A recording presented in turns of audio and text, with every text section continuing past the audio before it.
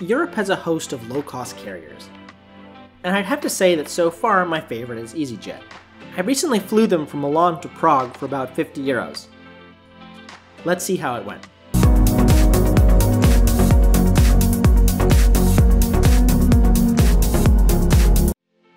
I last flew easyJet back in 2010, during the airline disaster that was the Icelandic volcano. Eja, flya, jakur, val. It's Aya Fiapla Yurkel. EF Yar Cool. Aya Fetla Yakut. Am I pronouncing that correctly? Nearly. Sorry Iceland, I love you, but please, fewer syllables. Anyway, they handled the delays and cancellations quite well, so I was looking to see if they lived up a decade later. I had landed in Milan on a Thai A350 and needed to transfer terminals. Fortunately, even in the pre-dawn hours, a bus goes from Terminal 1 to Terminal 2. Terminal 2 of Malpensa is exclusively used by easyJet.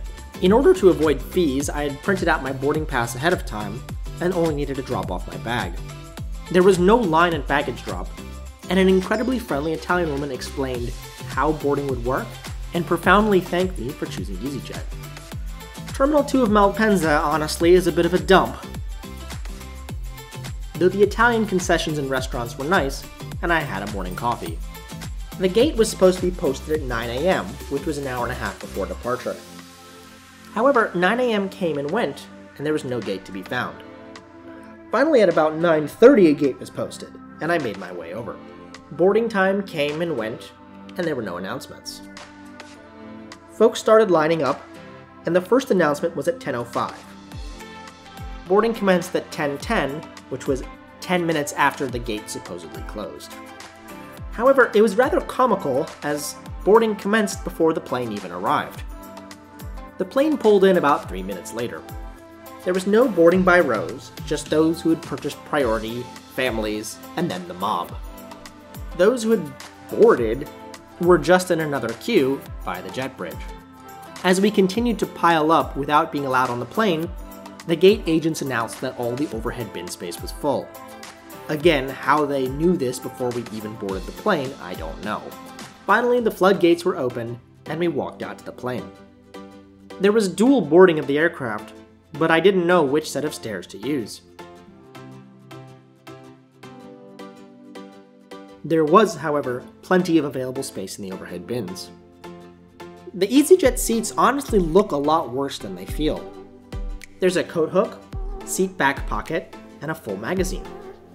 The seats are very thin, but the legroom's not that bad. And while there is a little padding, it is a lot better than airlines like Spirit, American, or Ryanair. For the 1 hour and 15 minutes of flying time, it really wasn't bad. Takeoff rewarded me with a beautiful view of the Italian Alps.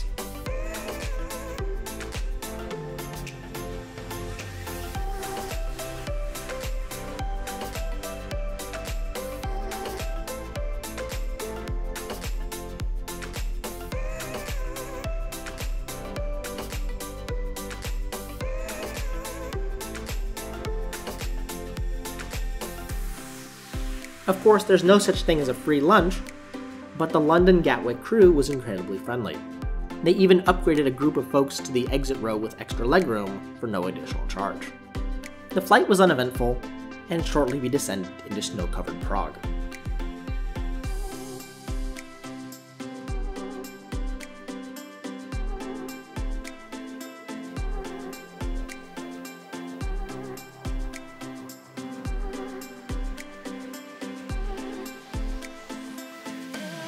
Although we deplaned by jet bridge, it wouldn't be easyJet without having to take the stairs down and then get on a bus.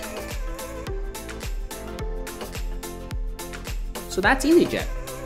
While the flight took off late due to a late inbound aircraft, I don't know if the boarding snafus were an easyJet or Italian characteristic. But the friendly crew and ground staff, easy booking process, and comparatively comfortable seats makes me quite happy with easyJet. I arrived in Prague only about 30 minutes late and had a full day and a half to hit the city. Thanks for watching. If you liked this video, please consider leaving a like and subscribing, and I'll see you in the next one.